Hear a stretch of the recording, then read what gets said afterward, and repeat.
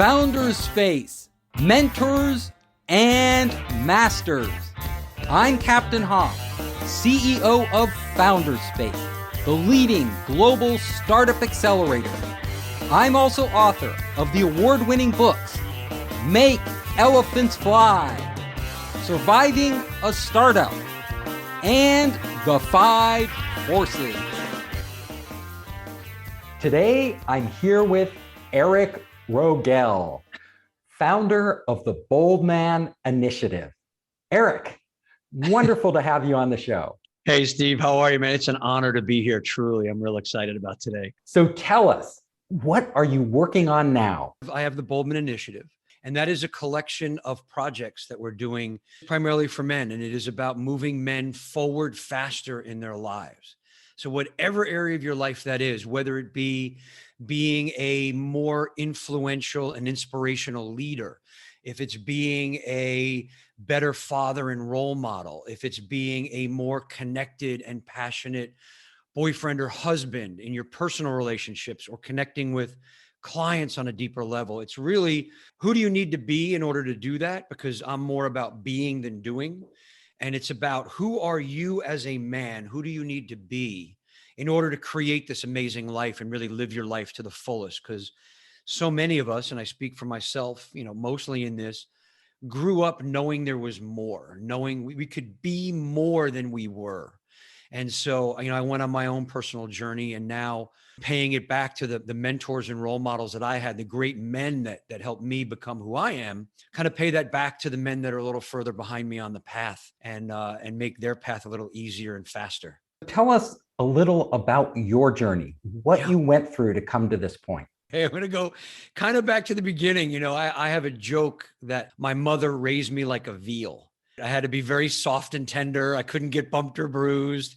I was kept inside, very quiet. And that's really how she raised me. She was a single mom. My dad was around, but he wasn't around. And listen, when I tell this story, Steve, one thing I want to make very clear to those that are listening, I have this thing about victimhood. So I'm not blaming, not a victim. They didn't do anything to me. When you look at it from the perspective of, they were doing the best they could with the tools that they had at the time, they were doing what they believed was right. And then I look at it was what the value is that I took from that experience. There's no blame, there's no victim, it's all good. So I want to make sure that everyone's kind of keeping that mindset, that mind frame as I tell this. So mom, being a single mom, raised my brother and I to be afraid of everything, to be very anxious. Everything was going to kill us. Everything was going to hurt us. So we had to be very kind of soft and quiet. And growing up, I knew that wasn't right. There was something in here that spoke to me that said, no, part of the journey is getting hurt and bruised and bumped and bumping up against things and having to fight through challenges and learning how to really overcome these things in your life. And secondly, my dad was a really great guy. I mean, he was an athlete. He was great looking. He had a great job. He had a motorcycle and a Corvette. And I mean, he had this, incredible persona, and people loved him. And, mom was very hurt. So she would repeat to me over and over, don't be like your father. Eric, promise me you'll never be like your father. This is confusing to a, 11, 12-year-old boy who looks up to men as role models. So it really kind of led to some frustration and confusion and anger in my teen years. And I'm sure a lot of men that are listening have a similar experience, because in my work, I find that it is fairly common. But at the time, I felt very alone and like I was the only one who was going through this. So spent my teen years very angry, very frustrated. How did that manifest itself? That's a great question, Steve. Really great question. Because for me, I was not playing sports. Mom was afraid of sports. I was a very, very skinny, small child. Not anymore, but I was back then. And, so I really wasn't playing sports. So for me, it was like a lot of anger. I would, I decided I wanted to work out. I wanted to get muscles when, I was a teenager. That was the big thing. I wanted to be muscular. So I would go down and work out, but I would work out angry, and I bought a heavy bag, and I would just punch this heavy bag over and over and over. And I would have guilt about doing this, like releasing this anger. My mom would hear me. She'd get upset. Why are you so angry? And it would just be a cycle. And then I'd feel guilty about being angry and not. And again, this is all building up. And as men, so many of us go through this, right? We're trying to push that beast that's in us down rather than learn how to effectively and powerfully express it. So yeah, so I was very angry as a kid. And things I promised myself was when I went to college, I was going away to school. I would be out from mama, and went to college. And I said, I'm going to explore this side of me. So the very first thing I did, the first night in college, I saw a flyer for a martial arts, club. Boom, I'm in. I'm joining the martial arts club. And I loved it. I was getting bumped and bruised and bones were getting broken. And I'm like, this feels natural. Feels like I'm getting stronger. I'm getting, used to these bumps and bruises and setbacks and fighting through. And so I continued along that journey in my life, but I worked regular jobs. I was in the restaurant business. I ran restaurants. When I got out of college, I got into the internet in the late 90s when everybody got into the internet before the bubble burst. I had a company that produced interactive children's stories. We were using Flash, bubble burst, and I got into print magazines. And then I was the creative director for print magazines. Through that, I actually ended up becoming a journalist. And for years, I was a men's lifestyle journalist, which was perfect because I got to explore that side, right? I was doing car reviews. I went to the Bob Bondurant Racing Academy and got to get my stock car racing license and learn how to handle a car. And then, I would do adventure travel stories for Discovery Channel and other men's magazines. And I got to go rock climbing and on these expeditions and travel around the world, and really started finding that this was part of my journey. This is really facing these challenges, facing these fears, because again, like I mentioned at the beginning, Steve, I was raised to be fearful of everything, but now I was facing these fears and really loving it. So I kind of went on these adventure trips, did all this stuff around the world,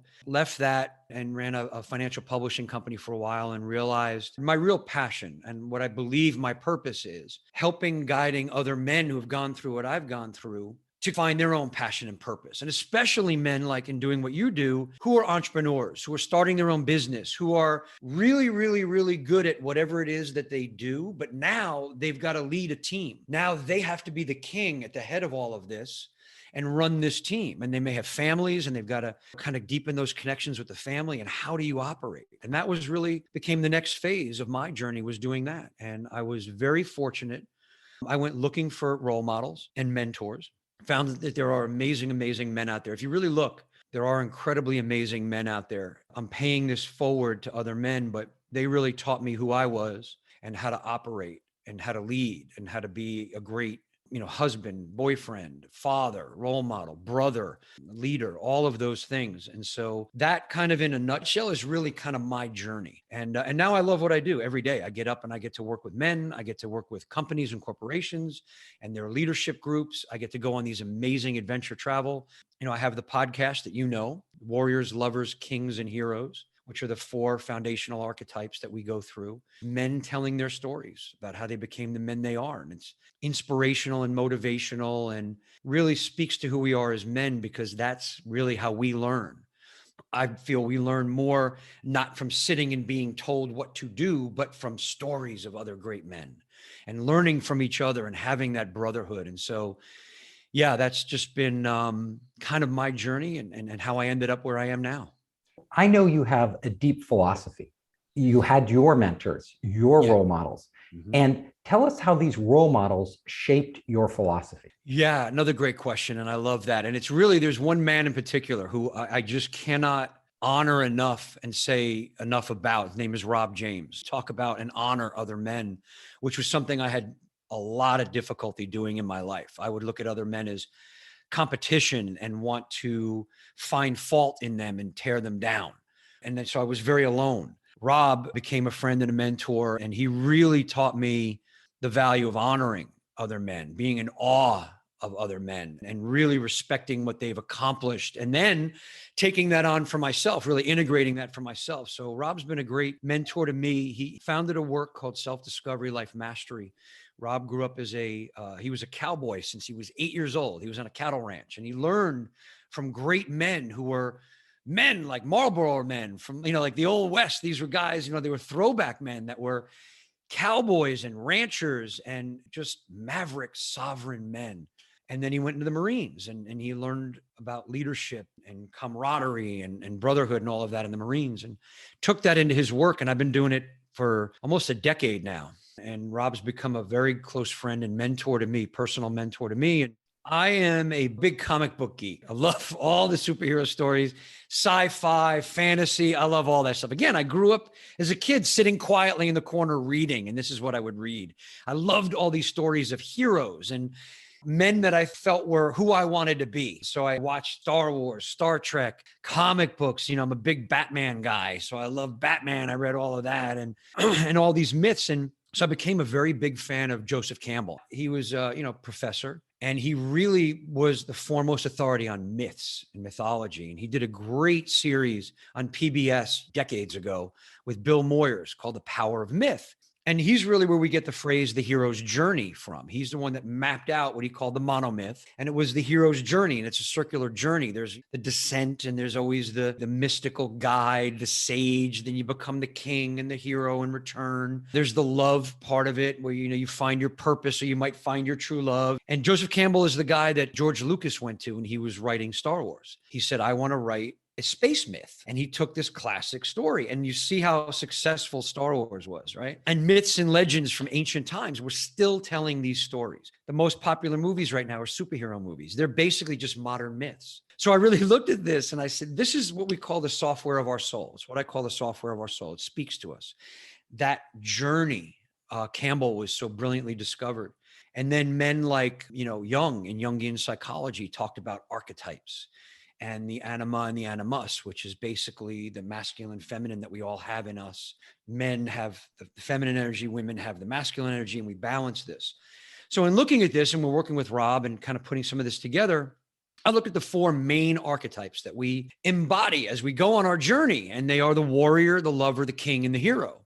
And so to give a really quick explanation of each, the warrior, that's the side of us that moves us forward. That's the one that gets us going. This is our strength, our power, our drive. And it's in all of us, male or female. The characteristics are things like courage and boldness and decisiveness and leadership and being a maverick and a guardian and all of these wonderful things that we need as leaders, and especially as entrepreneurs that are starting our own businesses. But then we have the lover side. I call it the heart side sometimes, because some guys can't get past when I say lover, their mind immediately goes to the bedroom, right? And it's got little to do with that. It's the archetype of the lover, the heart side. And we need this. And this is one that I resisted on my journey because I had started in that. To me, it seemed weak. It's not. It's the most powerful side of us. Really on equal power is the warrior. And the lover side of us is things like wisdom and passion and creativity and playfulness and abundance, being that guide. And so none of that sounds weak, does it, Steve?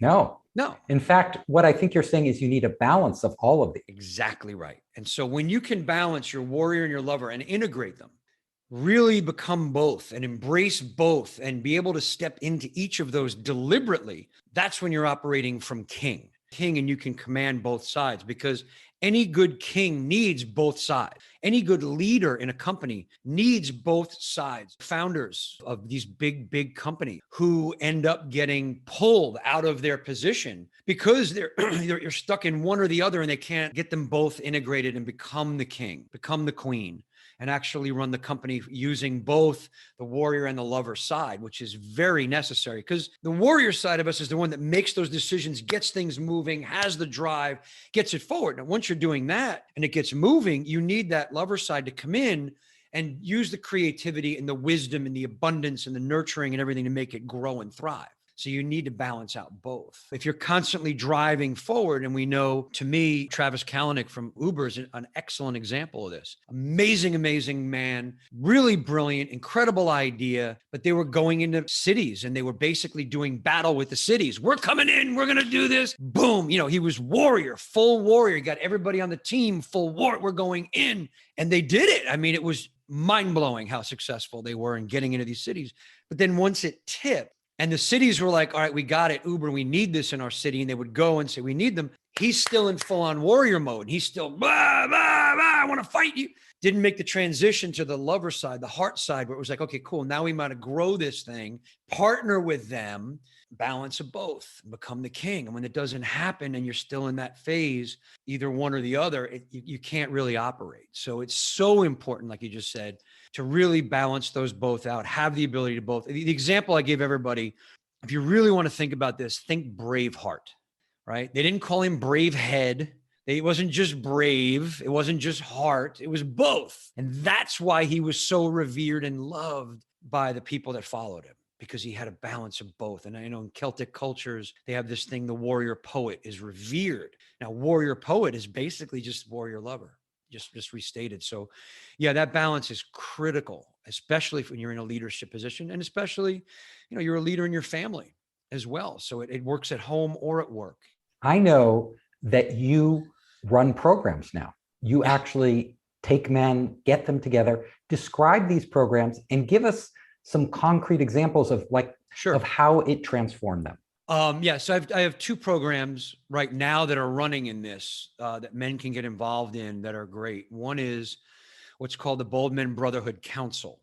And that is, a virtual thing where we meet, and this is just launching. So we had some iterations of it, and I did some things with men online during COVID, where we did some boot camps and things online. And now it's becoming this almost worldwide brotherhood where we get together online. And it's really about bringing back that where men really are there for men. So it's about brotherhood. There's a thing, Steve, that really bothered me. I was at an event and the speaker said there was a statistic that said 90-something% of men said they do not have one good male friend they could turn to in time of crisis or challenge.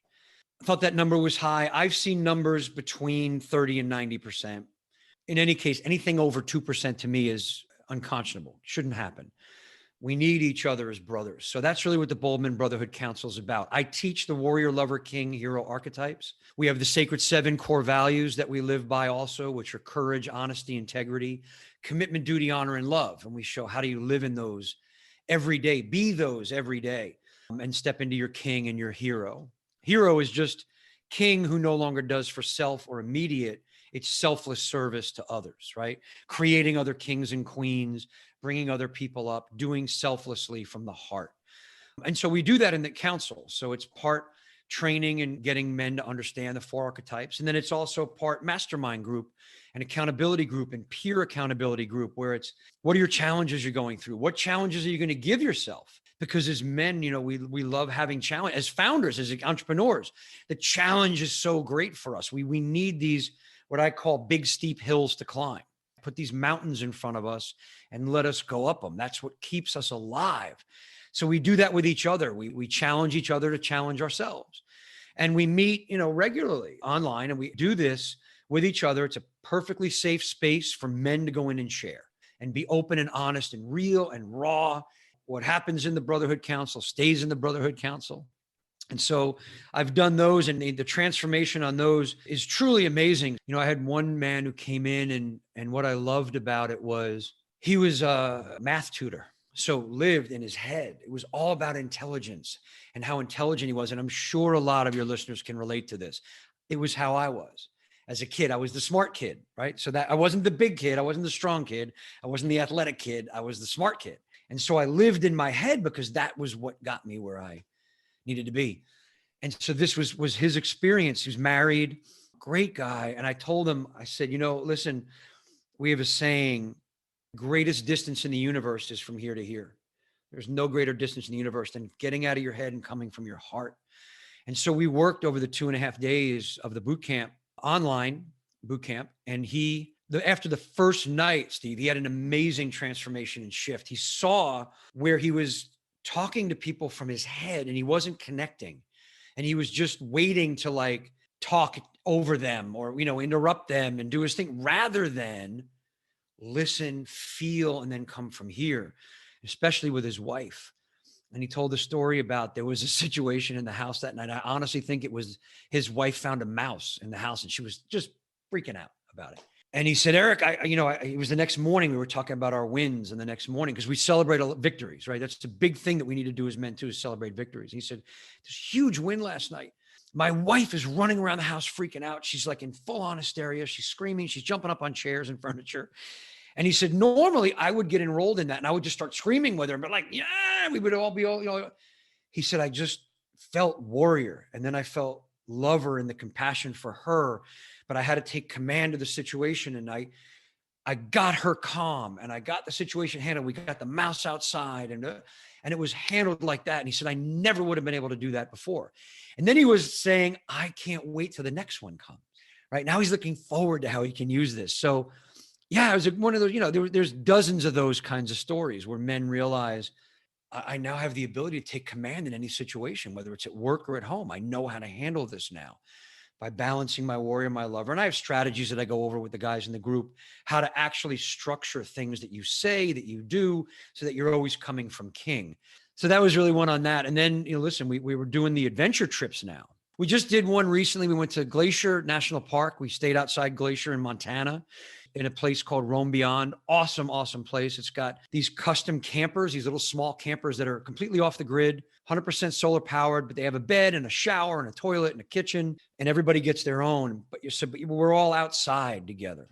And I had men on that trip. One of them said to me, he goes, I can't believe this is real. Like I've wanted something like this my whole life, just to be with other men in a positive way, like not trying to out macho each other, not trying to outdo each other, not trying to helping each other and being there and being able to talk. And I'll tell you, some of the transformations were really amazing. I'll tell you two quick stories about it. One guy was in his 40s, very high level position, highly educated guy, an attorney. And every night we would build a fire every night together, and we'd sit around the fire and talk like men used to do in the old days. And these guys didn't want to talk till 1, 2 in the morning because we just had amazing, open, real conversation with each other and help move each other forward. But the one thing that he said was, I honestly have no idea how to build a fire. And he waited till like the second or third day, second day, I think, to say that, because he was embarrassed by it. Like, here we are, men, we're all there, we're building the fire. And he's like, anxious about saying it, because in certain areas you would say like, oh, I don't know how to do that as a man. The other guys are like, what are you, a pussy? You can't, it becomes that. We were like, all right, cool. So tomorrow night you build the fire. We'll help you. We'll give you some guidance and you build the fire. We took pictures and video and he sent them to his kids. But it was about not only just the fact that he accomplished that and built the fire, but his brothers were behind him and showed him how to do it in a positive way. So, that was one of the big things from that. The big takeaway was we were there for each other. We pushed each other on these challenges. We physically, we pushed each other, mentally, spiritually, emotionally, to really kind of tap in. And the other big thing, Steve, and this really kind of hit home for me, is we have a ceremony that we do on the last day of these trips. I call it the Circle of Honor, and we honor each man in turn. It's an amazing experience to hear a number of other men tell you everything that they honor and appreciate about you. Most of us have never experienced anything like that. I know I never did till I started doing this work. And all the men, and it happened to be that it was the weekend before Father's Day in June that we finished the trip. And all of them said, I cannot wait to do this for my father when I get back. Some of them were seeing him in person. Some were going to be on the phone or on Zoom. And they were like, I just want to tell my father how much I love him, the amazing things that he did for me and gave me growing up, what I love and appreciate about him and what he's accomplished in his life. And they all got back to me afterwards and they said, like, tears, emotion, just the bonding between the father and the son after that. One guy told me that his brother and sister saw him do it and they were like, oh, we want in on this. And they started doing it. And the father was crying, having that experience, and then being able to take that into your personal life at home with your family. But not only that, but into your business life, and being able to talk to people on your team who are working for you and honestly and from the heart be able to say, hey, Steve, here's what I really, really appreciate about you and what I'm just in awe of. I love your talent for programming or commanding a team or being here on time, your dedicate, whatever it is, being able to honor each other like that. So it's one of the things that I tell people to do more than anything else, because the transformation from that simple thing right there is absolutely amazing. So I want you to try that, Steve, and then you come back and tell me what the response is on it, because it's truly moving and changing and transformational for everybody involved. I want to understand from you, how can we take these experiences and this emotional development and translate that into our work, into our managing people? Because I know I was an introvert, really tough to transition into being an extrovert, managing people, connecting with them. Yeah. Tell us some of your experiences and the experiences of the people you work with and how that manifests itself. The first one would be what we just talked about, honoring, honor, appreciate, acknowledge.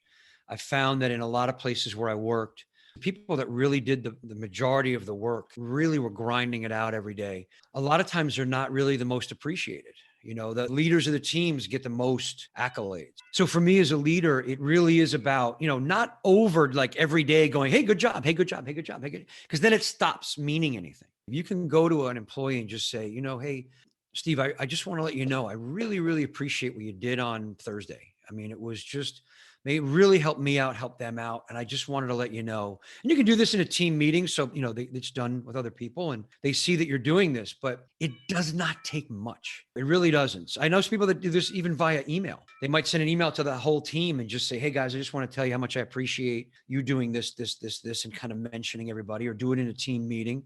It's easy to do. And it's so, so simple, but it's just about honoring, appreciating, acknowledging. Okay. It's not hard. Even if you're not good at communicating, if it's coming from here, they're going to feel it. So that would be one thing that I would do. And you'd be amazed at what that does for your team. You know, look, they do studies all the time, and so many companies, to show appreciation, they throw more money at people. Here's a bonus. I'm going to drive you into the ground, but I'm just going to give you a few more dollars. And most people say that that's not what they're looking for. They want that acknowledgement and appreciation. They want to be part of something and feel that they are contributing in a major way. Just let them know. It'll change their lives. It'll change yours.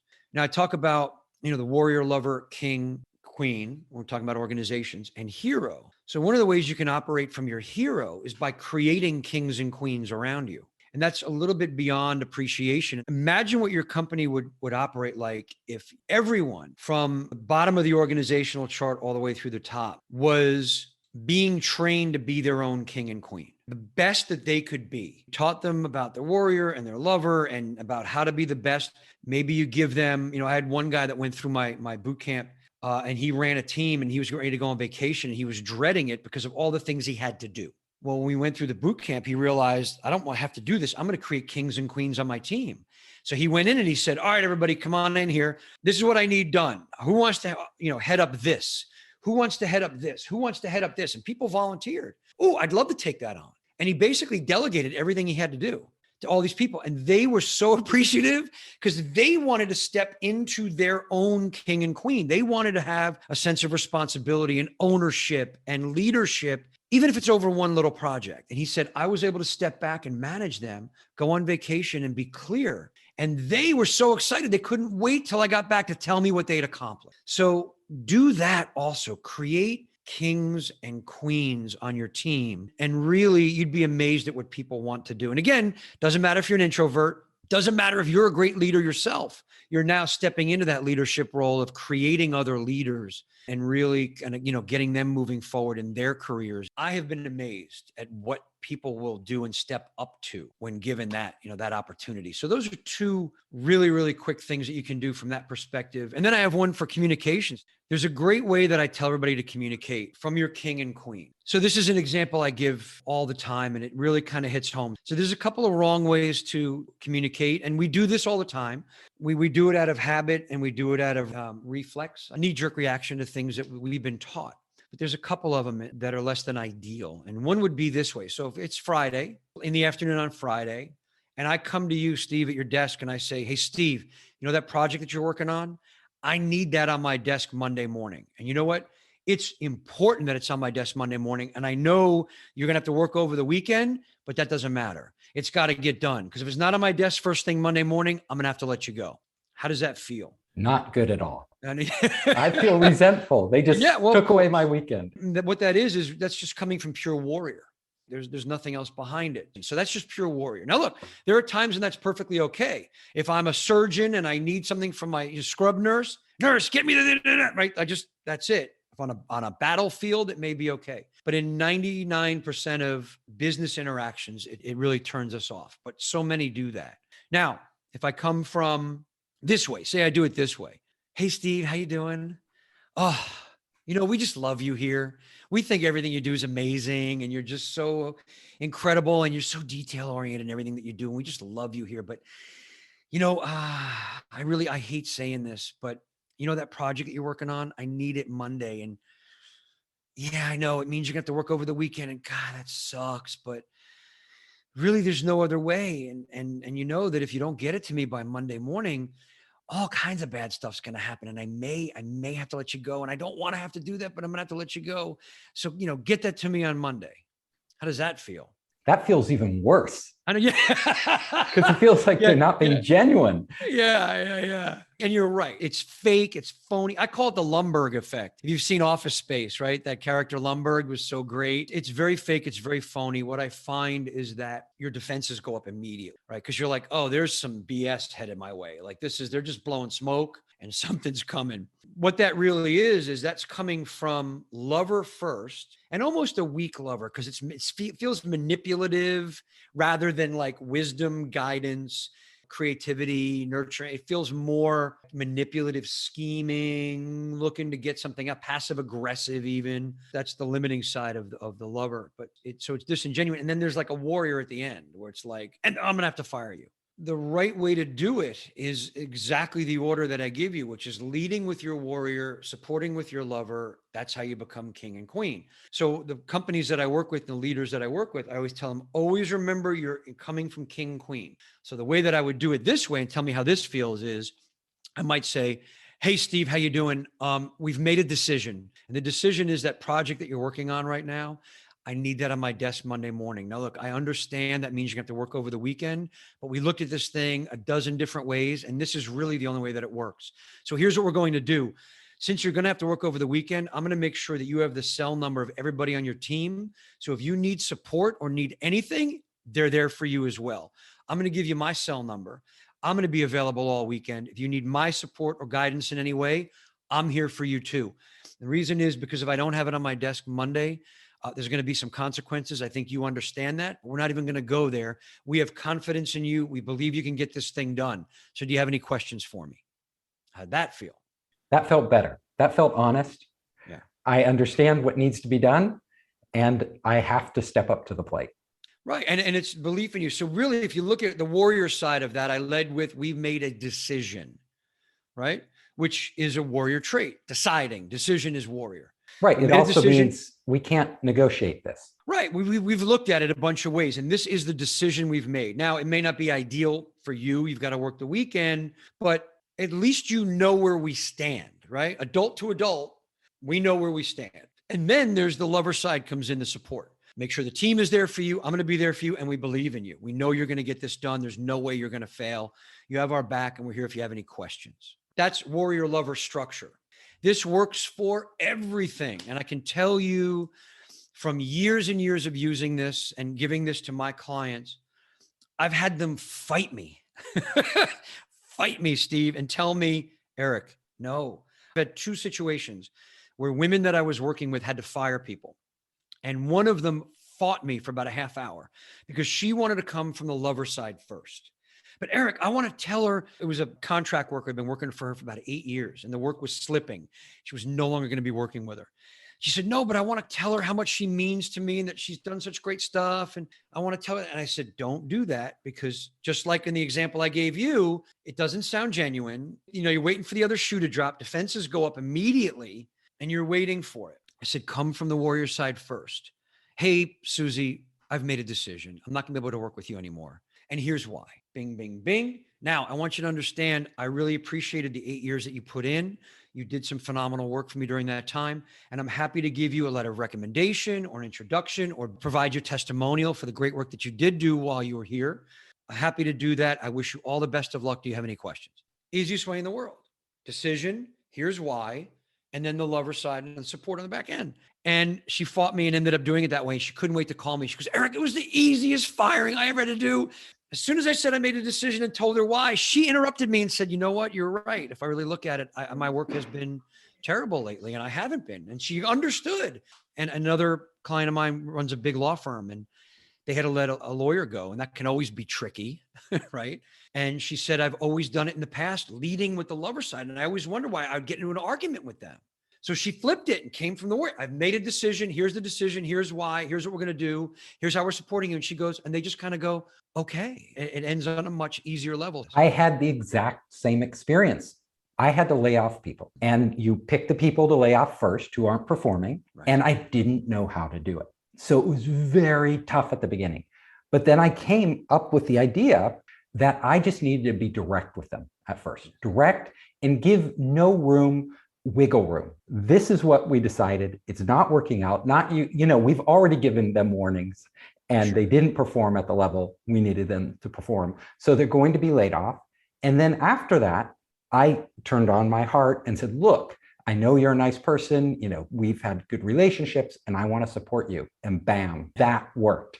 And the reason why it works is because, look, it's our journey. It's the story. It's what Joseph Campbell said was the monomyth, is our own story and who we are. And it speaks to us, right? Because we're used to that. It's when it comes to us, one without the other or flipped, that we just it doesn't feel right. And so that's why I tell leaders, again, it doesn't matter if you're an introvert or not. It's just a structure. It's a strategy. And when you stick to it, everything seems to work and people get it. And I tell the companies that I work with, this isn't just a how to give instructions or, a directive. It's not just boss worker. This is also, when I was running teams, I had 20 people who, when I first came to the company, wanted to kill each other. They were trying to tear each other down. It was like Hunger Games in there, right? Survival of the fittest. And we kind of turned it into this. And I said, this is how I want you talking to each other from now on. Right? I want you to lead with this, direct, right? This is the decisions that are made. Here's what I need you to do. Here's your responsibilities. Here's what I'm going to do to support you on that. And boom. And that's how they talk to each other now. And they're very aware now of how they structure things and how they say them. And again, Steve, this works at home. I have had clients of mine that have families, even little kids. And they're like, I talk to my 5-year-old like this now. And it's amazing. She listens. I go, yeah, because it's part of who we are. Little kids. As soon as you come to them and you go, well, Susie, mommy loves you and thinks you're amazing, but you were a bad girl and I don't want you to feel bad, but you're a bad girl and now you're grounded, right? It's like backwards. And the kid's like, man, they get all crazy. When you go and you go, Susie, listen, Daddy and I made a decision and we're going to ground you for, whatever it is, 2 days a day, an hour, if it's a 5-year-old kid, right? We're going to ground you. And here's the reason why. We had an agreement. You knew that if you left your toys around the stairway, that somebody could get hurt and you were going to put them away immediately. You didn't do that. So here's why it's happening. Now, this doesn't mean we don't love you. We love you very much and you're a great kid, but blah, blah, blah, blah. See what I mean? Kids respond to it. So that's one of those things that they can use universally. There's no complicated acronyms you have to remember. And basically, warrior, lover, come from your king or queen, and they will respond to it favorably. That is great advice, life advice for everything you do. Now, before we wrap up, I would like to know, what was your personal lowest moment in your life and how did you get out of that? There were a couple, but I think the most recent I'll get into. I've had a couple of times in my life where I literally didn't feel I needed to be here anymore. I really felt like if I was gone, things would be better, or I couldn't handle what was going on. And so maybe a reboot, maybe I just kind of go. The most recent of that, I think, was about 5 years ago. I had really started working in the work that I do now, the inner work, the meditation work, the growth. I was still chasing dollars, and I felt like bank account is really what made you a man, what made you a success. Wealth to me didn't mean what it means to me today. Wealth today is wealth of friends, wealth of knowledge, wealth of joy, wealth of love, wealth of money is included in that, but just abundance. Like I feel wealthy right now, Steve, that you and I reconnected and I'm here on your podcast and you were on my podcast. But at the time, it was financial wealth was really where it was. And I was chasing dollars and I was miserable. and I wasn't living my purpose, what I felt was my purpose. And my bank account was dwindling. It wasn't where I wanted it to be. I wasn't in a great relationship. I really honestly got very real and raw with myself. My first impression was, well, I don't like people very much. I don't like being around people. I don't like people. That was just not looking at it for what it really was. And what it really was I don't like myself. I really, really don't like who I am, who I become. I don't like what I'm doing. I don't like who I'm being. And that was brutal to really feel that. And, here I was being the nice guy on the outside, like friendly, nice guy. Hey, I want you all to like me. I want you all to like me, but I didn't like myself. Not being honest, no courage. I was at a low point and I felt like, it would be better if I just left. Fortunately, I had a very strong community of friends around me who were all very also dedicated to their own growth. And they were not going to let this happen to me. And they stepped in, really took a look at what it was that I was doing. What does wealth really look like? And came out of it. And that's really what brought me out of it, Steve, was a complete new look at who I am as a person. What value do I bring? What value can I get from others? And how do we really make this world a much, much better place? And there's in the work that I do, there's 4 questions that we ask. And I really asked myself these 4 questions and got into them. And the first is, what kind of person do I really want to be? And the second is, what kind of people do I want around me? Who do I want in my closest network? What do they want to be? And I found that it's much easier to answer question number 2. I want people that are strong and inspirational. And what you come to realize is what you're naming in number 2 is really who you need to be number 1. The third question is, what kind of world do I want to live in? I want to live in a world that, where leaders lead for the greater good, where we live in harmony with nature, where everybody's got plenty of food to eat, all these kind of things. What kind of world do I want to live in? And the fourth question is, well, what am I doing and who am I being to make that happen?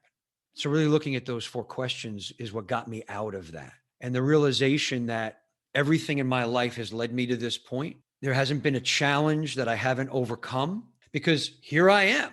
As hard as all that felt, and as much as I thought certain things were going to kill me or take me down or ruin my life or destroy me, here I am. I made it through all of them, which means I can make it through any of them. And so who I need to be and who I can be and who I am being is going to answer question number 4 and what I'm going to do and leave that legacy. And I realized I'm not done here yet. I need to get on purpose. I need to move forward, and I need to really help other people move forward. And that's what pulled me out of it and got me where I am now. And anytime I get into that, Steve, anytime, because those thoughts still bubble up, that voice in the back of the head that says, yeah, you're garbage and you're not doing anything and stuff sucks and life is, it's just fake. It's false. It's fear. It's all these things coming in, and it's being aware of that now and moving forward. So yeah, that would be the biggest one for me. Well, that's a really moving story. And I can see how where you are now came out of that. 100%. We are a product of all these things. And so my biggest advice that I would give and say, if you're going through some stuff right now and it looks horrible, business is imploding, relationships are imploding, whatever it is, embrace it, love it, know that it's going to move you forward and make you stronger. It really sucks right now. And we all go through, I don't care where you are on the elevation level, where you are on your path, this stuff comes up and it sucks. When you get past it, you got to go through tonight to get to tomorrow. When you get to tomorrow, you're going to look back and go, wow, man, I really love that happened, because now I am this much stronger for it. And that's kind of how I look at it.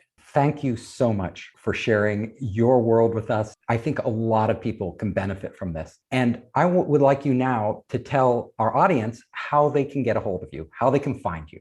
Yeah, thank you. And I appreciate that. And again, Steve, really, it is an honor, truly, to be able to come on and talk about it. And hopefully the people that are listening get some value out of even one little thing. How do they find me? A couple of ways. Great way is to go to BOLDMENadventures.com, BOLDMEN adventures.com. You can hear about the stuff that we're doing, what's coming up. And there's a link there where you can get on my mailing list and you'll hear from me, and you can get great stuff. The other thing I tell people to do, and this is how I know who's bold and who has courage and who's made decisions and is ready to go, is find me on LinkedIn. I'm the only Eric Rogell on LinkedIn, and find me and connect with me and talk to me. I'm here. I want to hear your story. So definitely connect with me on LinkedIn is a great way to go. I post some really fun stuff on LinkedIn a lot. and then, listen to the podcast. I have an upcoming episode with this guy, Steve Hoffman, Captain Hoff. He's got a great story, and he's going to be one of my upcoming episodes. So look for Warriors, Lovers, Kings, and Heroes. I'm on every platform, and then they can hear your episode too. I hope you enjoyed the show. If you liked it, hit the subscribe button and share it with your friends. You can help us create more great content by subscribing and sharing. Also, if you want to access our online startup program, our investor network, and our entrepreneur resources, just come to founderspace.com.